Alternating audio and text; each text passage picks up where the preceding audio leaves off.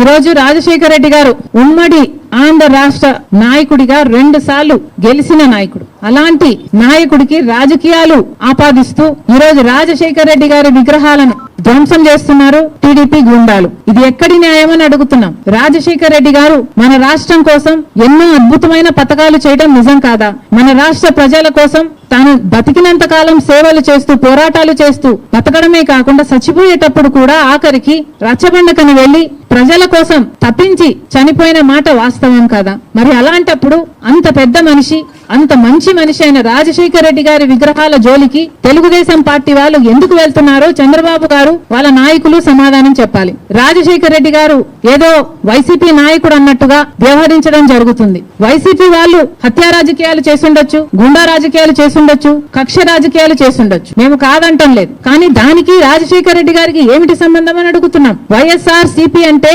యువజన శ్రామిక రైతు party. YS Rajasekhara Reddy party కాదది.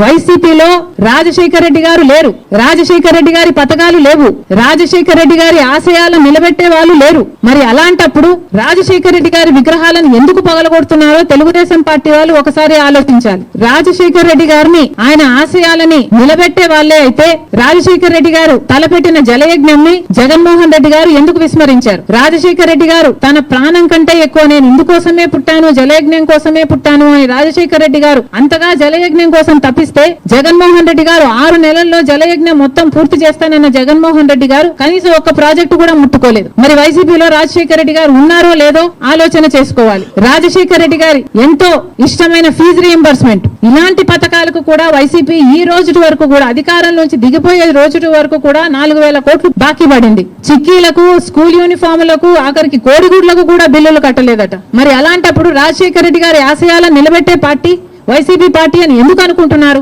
అది కాదు కాబట్టే ఈ రోజు ప్రజలు వైసీపీకి అంత బుద్ధి చెప్పారు. గోయి తీసి పాతి పెట్టడం జరిగింది. మళ్ళీ చెప్తున్నాం, వైసీపీ అంటే యువజన శ్రామిక రైతు పార్టీ, వైఎస్ఆర్ పార్టీ కానే కాదు. రాజశేఖర రెడ్డి గారికి వైసీపీ పార్టీకి అసలు సంబంధమే లేదు. రాజశేఖర రెడ్డి గారు is a tall leader of the Congress party. Congress party ముఖ్యమంత్రిగా 2 సార్లు కాంగ్రెస్ పార్టీని రాష్ట్రంలోనే కాకుండా దేశంలో కూడా అధికారంలోకి తీసుకొచ్చిన గొప్ప నాయకుడు రాజశేఖర రెడ్డి గారు. రాజశేఖర రెడ్డి గారు is a Congress man. He lived a Congress man and he died a Congress man. He was faithful to the Congress party, and as much as he was faithful to the Congress party was also faithful to Rajshekar Reddy garu, and 2 సార్లు ముఖ్యమంత్రిని చేసింది రాజశేఖర రెడ్డి గారి కోరిక మేరకు. రుణమాఫీ అయితేనేమి, ఉపాధి హామీ పథకం అయితేనేమి, ఇలాంటివి ఎన్నో రాజశేఖర రెడ్డి గారి ద్వారా కాంగ్రెస్ పార్టీ ఆంధ్ర రాష్ట్రంలో అమలు చేయగలిగింది. రాజశేఖర రెడ్డి గారు కాంగ్రెస్ పార్టీ నాయకుడు కాబట్టే, కాంగ్రెస్ పార్టీ సేవకుడు కాబట్టే, కాంగ్రెస్ పార్టీ ఎలా ఆలోచన చేస్తుందో అలా ఆలోచన చేశాడు కాబట్టే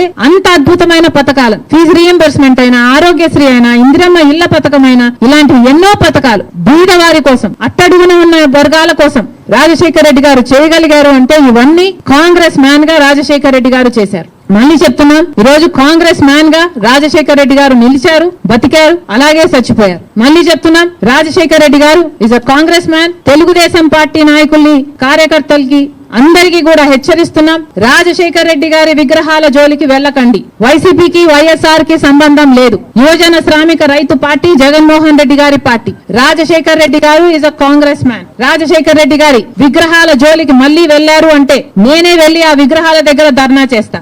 ఏ ఊర్లో మీరు బద్దలు కొడతారో ఆ ఊరికి వచ్చి, ఊరికి వచ్చి నేను ధర్నాలు చేసి మిమ్మల్ని బద్నాం చేస్తాం. అంతేకాదు, మీరు గుర్తుపెట్టుకోవాల్సిన విషయం ఏమిటంటే ఇదే హత్య రాజకీయాలు, ఇదే కక్ష రాజకీయాలు, ఇదే గుండా రాజకీయాల వల్ల ప్రజలు విసుకెత్తి వైసీపీ పార్టీకి గోయి తీసి పాతి పెట్టడం జరిగింది. మళ్ళీ అదే తెలుగుదేశం పార్టీకి జరగకుండా చూసుకోండి.